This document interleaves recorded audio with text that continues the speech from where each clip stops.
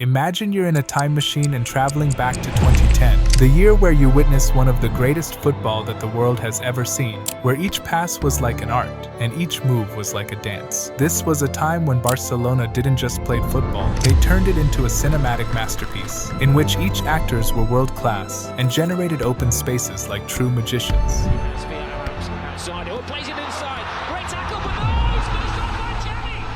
And in that magical year, Pep also introduced several interesting concepts that are still being replicated by present managers. And using these, they didn't just win, they utterly annihilated every other opponent on their path to the treble. So what are these formulas that made this team the GOAT? And why was 2010 stand out as Pep's greatest season in his career? Let's find out in this video.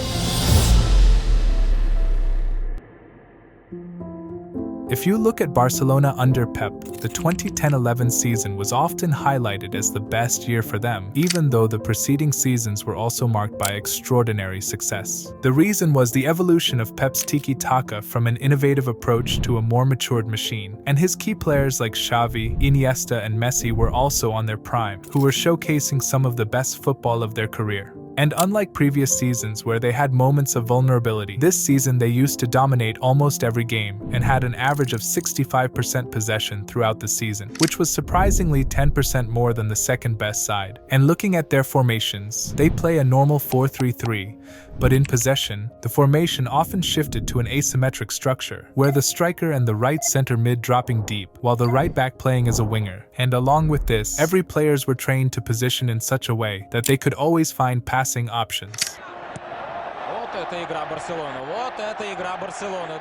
This was achieved through a variety of concepts, and these concept was explained beautifully by Christoph in his Medium article, which you can check out from the description. But firstly, starting with Barcelona's build-up. When they moved the ball from back, most opponents typically avoided from pressing the first line, as Barcelona were excellent in identifying free mans in every given scenarios. For instance, when the opponents tried to press the center-backs, Pep would position them wide near the half spaces and simultaneously allowed his keeper to step up as the free man. This effectively creates a 3v2 overload right from the start. And if the opposition introduced an additional marker, then they would respond by having the pivot dropping even deeper and effectively create a deep diamond shape of 4v3.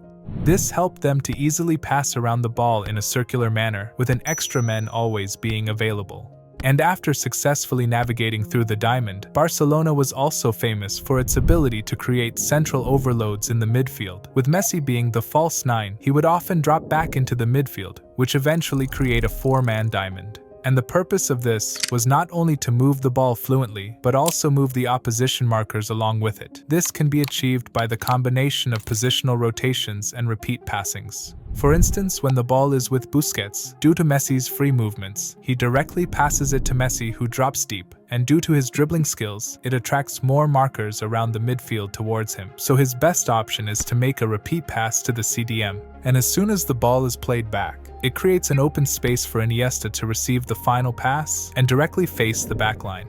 And when the oppositions are more in numbers, Barcelona employed their popular pass and move strategy. Let's say if the ball is with Iniesta and he passes it to Messi, who is nearby. Immediately after passing, Iniesta swiftly moves himself closer to the marker on the CDM. Messi then quickly passes it back to the number 8, and at the same time he drifts towards the right, effectively drawing two markers with him. And due to Iniesta's left run, it also attracts markers around CDM towards him, which then opens up a clear path for the number 6 to receive the pass and exploit the space created by these positional movements. But speaking about positionings, when they finally get to the attacking half, Barcelona like to use positional superiority, in which the constant change of players' positions makes the markers confused and limited with options. For instance, due to complete freedom given to Barca's front three, you would often see the right winger making a inverted runs near the center back to receive the ball, while Messi takes on his position on right half space. And after the right winger plays the ball back to the number 8, a clear wide space emerges for the right back to make an aggressive forward run. This puts the wide markers in a dilemma, whether to stay with Messi or to track the right back. If they press Messi, the right back will be free to receive a through ball and finds the right winger for the final touch. On the other hand, if they tracks the right back, then Messi finds himself free in the half space to create even more dangerous trouble. So both the options leaves the oppositions at disadvantage and creates a superiority of positioning. And to trick the opposition even further, they use an interesting V-shaped passing angle. For instance, if the right winger carries the ball from flank, but finds himself marked by the wide and half space markers, he then passes it to the right back, who makes an inverted run into the half space. This action prompts the entire defense to advance and close down the right back. So to take advantage of this, Messi, who has usually stayed deep, initiates a diagonal run towards the opposite side to receive the final pass. And this movement is so quick that it gives no time for the markers to turn back and track him. But if the opposition tries to overload on one side, then it may be difficult to play this pattern. So to tackle this, Barcelona position their players in such a way that they're placed on all sides of the pitch and are also close enough to stay connected with each other. And if they encountered resistance on one side, they could play a back pass and easily get the ball towards the opposite side like a relay manner. This allows them to constantly circulate the ball from all corners, which eventually exhausts the opposition and causes them to lose focus. And using this, they master to patiently build up until they find better opportunity while not losing the ball.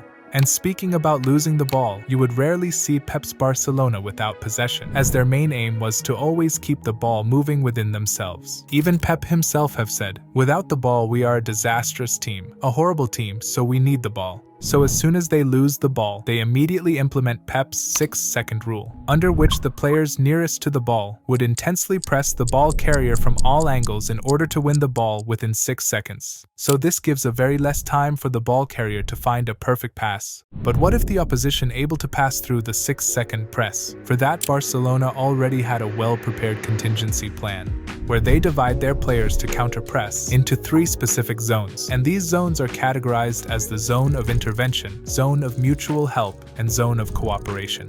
For instance, the area where the nearby players applied their 6-second press on the ball carrier is known as the zone of intervention. This area can also be referred to as the first shield of defense. Then there is the zone of mutual help, where typically 3 or 4 players are positioned just behind the first shield, and as their name suggests, these players provides mutual help by covering the available options to the ball carrier. This creates an additional pressing shield against the opposition, and if they win the ball within the first shield, this zone also prevents opposition's counterpress, as it helps the team to immediately get out of the congested area and move the ball to the safer side. And finally, the zone of cooperation refers to players who are positioned even further away, maintaining the width. The aim of these players is to cover all the further away players if the opponent breaks through the first and second zones. So like this, these zones are designed to handle any scenario and create a clear path to win the ball within minutes. But the real question is, what were the roles given to these legendary players that made this team so special?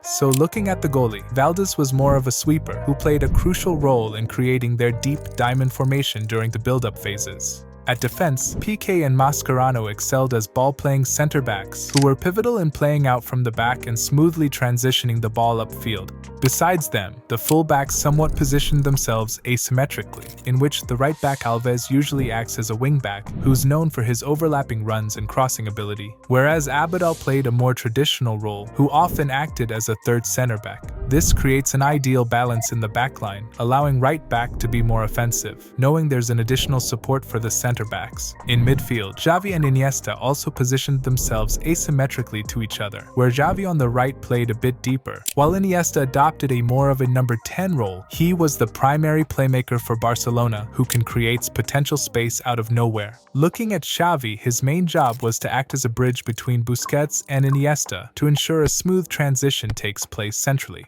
At wing, both wingers were assigned different roles, in which Pedro mostly moved into the right half space to open up the wide space for Alves, while Villa usually stayed wide, which opened the left half space for Iniesta. This movements helped Barcelona to have at least one player operating every sides of the pitch and effectively stretch the opposition's rigid structure. Finally, up front, Messi used to be a false 9. He was the heart of the system who not only awakened the team's fluidity, but also added a new dimension of dribbling trend. Also, he constantly interchanged positions with wingers and midfields in order to support Pep's creative plans like the positional superiority and the midfield overloads. And these concepts can only be possible with Pep's instructions. So looking at team mentality, Barcelona under Pep were famously known for their proactive style of play, and they favored more width in order to easily switch the play on other side. Also, they were expressive in terms of creating breakthroughs, as he encouraged his star players to use their individual skills to make a difference in the game. At defense, they use a high line and close down the opposition within their half, which allowed them to apply Pep's 6-second rule when they counter-press. Speaking about final third, Barcelona often utilized overlapping runs on the flanks to take advantage of Always' aggressive runs. And looking at passing, they obviously kept it short. So overall, Pep's Barcelona was not just about his tiki-taka, but the way they used positions and created space on every movement was truly mesmerizing to witness. Each one of those players had exceptional skills and intelligence, which not only made them the strongest Barcelona since Cruyff's, but also labeled them the best team we ever seen till present.